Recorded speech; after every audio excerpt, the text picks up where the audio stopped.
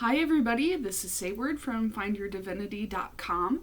I am here today to teach you guys how to find something. So I have been offering my public witchery, for those of you who've been following me for a while, for just over a year now. And in all of that time, with the thousands of people that I've talked to this year, nobody has asked me for a lost object spell. Except and until this week. So I have had 2 people now ask me, just totally out of the blue, can you help me find something? I don't offer anything currently in my public witchery for that. I have a road opener, that's one thing, but I don't have a direct finding a lost object working. So when I do things, when I'm looking for something, because this happens to everybody, right? It's like a ubiquitous thing. Everybody will lose something at some point and want to know how to find it. Well, I talk to my house fairies. I know that sounds crazy, but if you guys have been following me at all, this is definitely not the craziest thing that I've ever said. So I usually am like, fairies, I'll call them out and I'll be like, hey, guys, I'm really looking for whatever it is, can you help me find it? And I just imagine these fairies coming out and that they've been playing or whatever it is may come into my mind. But I think about these fairies, I think about the object that I'm looking for, and inevitably, within that day, it will reappear to me. Or if I've lost it outside, someone will call me and be like, hey, I found this thing, is this yours? It's happened multiple times. It works well for me, which is why I hadn't thought about a public offering. I don't really have a great need for it because I have a thing that works. But not everybody does. So I'm in the process of designing my newest offering, this lost spell. Okay, I'm in the process of doing this. So I'm trying to do some research. And I found something that is absolutely free. You guys can check it out online. I found it on spells8.com. It's Eduardo Huanaco. He's the man who wrote this offering. Okay, so this is the spell that we're kind of working off of, and I've tailored it a little bit, and I wanted to kind of bring that to you guys' attention. Also, I wanted to talk briefly, and we'll talk about it towards the end, how you can use tarot cards to help you find an object. Okay, so we're going to be finding stuff. So to begin with, this spell, and I am absolutely going to link it down into the comments so that you guys can take a look and see exactly what it is and be able to follow along and kind of make your own adjustments like I did, okay? But this spell is very easy, and it's based upon the idea of using visualization plus a tool to manifest a thing. Spell work, okay? So all you need is a jar, all right? A cup, something. Hopefully it's see-through, but if all you have is like a coffee mug or something like that, it'll work too. Get a glass, okay? You want to take this to your sacred space. Now, if you don't have a sacred space right now and you're like, I'm just kind of new and I'm trying to set stuff up, well, your top of your dresser, wherever it is that you can see this thing, will work, okay? If you do have an altar space, make room for it, because you're going to leave this here for up to a week. Okay, sometimes spell work doesn't always manifest as quickly as we want it to, and sometimes it takes some time. So make sure that you've got a place where you can keep this for a while. So you'll want to start out, and it depends on your faith. I don't always bring this up in every time that I'm doing or showing people magic videos, because I think that cleansing and consecration is something that is separate and unique to each individual practitioner, and I expect that you would add that in as part of your regular ritual. If it's not something that you do, it's not something that you do. If it is something that you do, then do it in your way, okay? But whatever it is, you want to go ahead and set the intention for this jar. You want this jar to be clean of energies, right? We're trying to find something. We're trying to hone in on our direct energy. You want this thing to be free of any errant energies. So I recommend doing a salt bath on it, some smoke cleansing, something like that, so that you can strip this energy, because we're trying to fill the space with the thing that we're going to manifest. Okay, so the rest of it is relatively simple. The premise of this is that this jar is going to catch whatever it is that you're looking for, okay? This is a space, it is an empty space, and we are going to fill it with the thing that you are looking for. So, you take your jar, and I would hold this. I have not tried this spell, okay? I'm just saying, like, I'm literally in the designing stages, but I thought that it was something interesting that maybe you guys could try and let me know how it works for you, okay? I wanted to give somebody something to do in the meantime before I actually have something to try. So, you want to have this in your hand. I think the spell itself on the site says to place it onto your altar, so you could definitely just like set it there. Put it somewhere where you can see it pretty well. You want to be able to get a good eye on it. Why? Because the next part of this is that you are beginning to imagine the object, the item, the person, the animal, whatever it may be, that you have lost appearing inside of this. Okay? The thought that you're trying to make is this. Say you lost your keys, okay? We're looking for your keys. You want to imagine that your keys are in here, and you want to do that so deeply, so deeply detailed that you feel and you can almost see your keys in there, okay? That's what we want. We want a lot of intention into this jar because we're trying to attract this thing, okay? Now, you're not gonna literally wake up the next morning and be like, oh shit, my keys showed up in this jar. It's fucking amazing, okay? It's not gonna happen. But your keys may pop out onto the dresser that you hadn't seen, or that they, you know, oh, I went to go get my socks and they were in the dryer, or whatever it may be, okay? Hopefully that will be your result, not literally inside the jar. So there is an incantation that is suggested along with this, and I really liked the first one, but I felt like, of course, I had to mod it and make it my own, right? Your best witchcraft is going to be your own. So I suggest, and that's why I'm bringing up this site, and I really want you guys to take a look at what they did. Obviously, you're checking out my video. Think about what I did, the changes that I made, and consider making your own, okay? Make your craft your own. So, the incantation that Francisco Huanaco, the incantation that he offered is, quote, I have captured emptiness in a glass, an emptiness like the one I feel. Once my object returns to me, this emptiness will be released. Okay?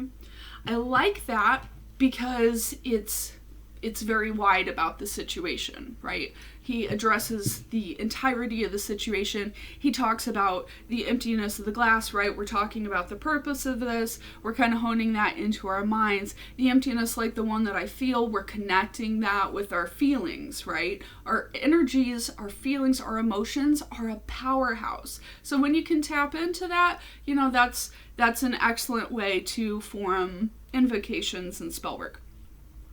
Once my object returns to me, this emptiness will be released, okay? So, like, when I get my object back, all this energy right now is just gonna fly away, okay? Float away, fly away, whatever. The emptiness of this glass. So I like that, but I feel like it's kind of hard for me to remember almost. Now, I know, well, if you can't remember 4 lines, maybe you shouldn't be doing spell work. Well, it's not just that. It's that I'm really trying to focus. I'm really trying to focus really hard. And I want to be directing all of my energy into my visualization on the glass and not so much of my energy into, am I falling over the spell work? So I decided to kind of rewrite the whole thing, and this is the one that when I try this spell next time I lose something, and I certainly will be testing it out, but the next time I lose something, I'm going to be saying this instead, okay? Come to me, my blank. So you'll fill that in with your keys. In this example, of course, we're talking about our keys, right? Come to me, my keys, I'll see. So I'm directing it, right? I'm finding my keys. I want to see my keys. If I said you'll see, who's gonna see that? My keys can't see shit. So come to me, my keys, I'll see. Fill this space which is what I want, okay, return to me.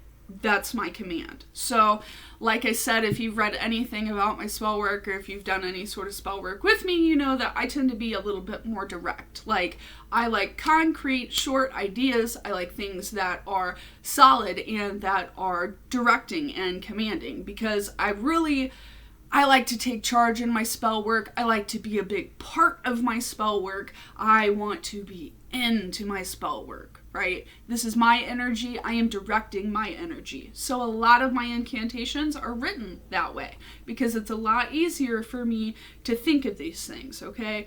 Come to me, my keys I'll see, fill this space, return to me, right? It's got a bit of a sing-song quality to it. So it's going to be easier for me to remember, and in turn devote more of my intention, more of my attention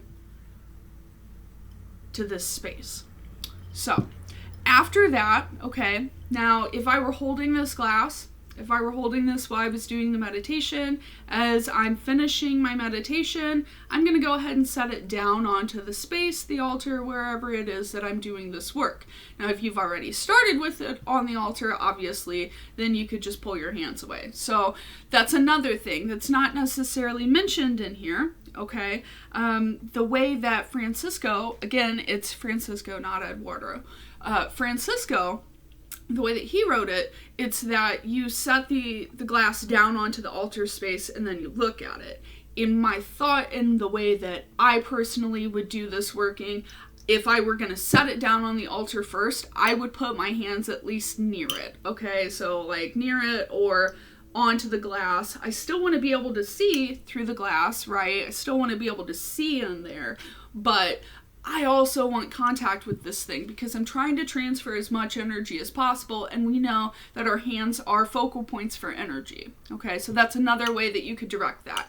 That's why I intuitively want to hold the glass as opposed to setting it down on a table. But if you're feeling that, but you're also like, I don't really want to hold this thing this whole time, just set it on there and kind of put your hands near it, or actually make contact with the glass so that you can still see the space in it, okay?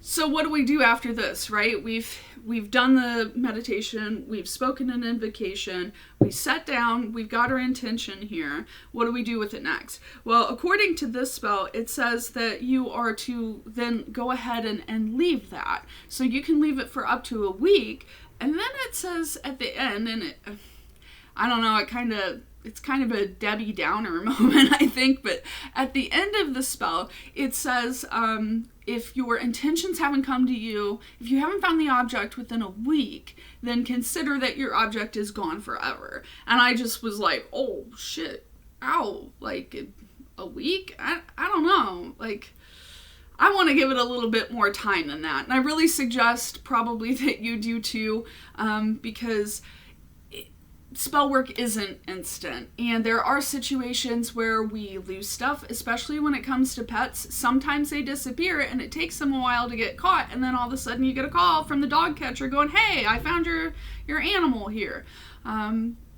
Sometimes it can take a while, so I don't want people to just like do this spell and then lose hope after a week because, oh my god, that's what the spell said. I think that that's a little nihilistic, because anything can happen, and that's why we're doing spell work, right? So don't just cut it off at the knees a week in. Give yourself some time. If after a week this hasn't worked for you, I might actually try it again. And if you are looking especially for something that's living, a pet, a person, I would visit this every day. So that's why I also would keep it on my altar space. Not only is it because it's spell work, but because I'm trying to visit that every day. I'm trying to keep these energies up, and that's what my altar is literally for, right? It's an energy matrix. It's a place for me to work. It's a place for my magic to happen. So if you're looking for something living, keep sending out those energies, because they're going to be more receptive than just the ether. Okay, we know that non-living inanimate objects don't have the same energetic transfer properties as, say, living ones do. However, I misspoke. So when we send energies into our keys, for example, our keys are not sending us anything back. We're not really getting a communication back from the divine keys. You know what I mean? But if we send out and we keep thinking about a person, and that's how we do a lot of attraction. If you're trying to attract a person, right? You keep thinking about them. So if you're looking for something living, I would recommend going back and doing this visualization again once a day. And just at the end of that, instead of being like, oh, well, it's been 4 days, I'm afraid I'm not going to find my thing, I want you to change that thinking, and I want you to just try to create the feelings of joy in yourself that you're going to feel, right? So Francisco said, once my object returns to me, this emptiness will be released. And that's what I want you to feel. So if you're only going to do this once and you're looking for your keys, okay, I'm only going to try this once. At the end of that, at the end of the visualization, I want you to feel the relief, okay? This is a common hang-up for especially new spellcasters, right? We get so attached to our outcomes, we get so attached to our results that we can't let go of the energy so that the universe can use it. So we do curse work, we do love work, we do money work, whatever it is, and we become so obsessed with that craft and with that thought and, oh, well, I've been meditating on it and it's not working. Well, there's a reason for that, and it's because you're clinging to it so hard that you can't let the energies go. And the more you build up energy and cling to it, even if you don't mean to, the worse you feel and the less your magic works. So it's really, really, really integral for you to know that your keys are going to show up here. And you have to know that enough that you can safely let go this fear. Like, you know what? I don't have to be worried about it anymore because my keys are going to show up. And try to feel that relief. Now, you may not be able to get rid of everything. If you've lost your dog or your cat or your partner or whoever, and you're really upset and you're like, oh my God, I've tried everything realistically that I can do. Now I'm trying to do spell work on it to affect energies, which are also real, but you know what I mean. Okay, I'm trying now this method. You have to be at a place where you can be like, yep, of course my keys are going to pop up. I'm not worried about it. Of course this person's going to pop up. Or you're going to say, so-and-so appears at my door. Maybe you have a cat, okay? Meow meow appears at my door. Meow meow. I'm visualizing this cat showing up. I'm visualizing and I'm trying to feel how freaking excited I'm going to be when my cat shows up, or when that person texts me, or when whatever it is that you're trying to manifest, it's living happens, okay? I'm so freaking excited, and then you just let it go. And then you go on about your day, and you mean it, okay? You can't fake spirit out. You can't be like, oh my God, okay, I feel great about this. Get up, leave, and be like, oh my God, where's my... Okay? You have to be living it. In order for you to change and affect your reality, you have to be genuinely living in the ways that do that. If you're going to affect energy, you have to create, source, and flow different energy. It's not just about set it and forget it, okay? It's about your intention. So, if you are so distraught that you can't think about even, trying to feel okay about it, your spell work's probably not going to work, and it's probably not the way for you to work on trying to find that, whatever it may be that you're looking for. But if you're like, man, I freaking know that I had that thing around here somewhere, give this one a try, because I think that it's going to be really helpful to a lot of people. And again, like I said in the middle, whatever it is of this video, this is something that everybody can do. This is something that's easy as crap. This is something that, we just give it a try. I haven't tried it myself.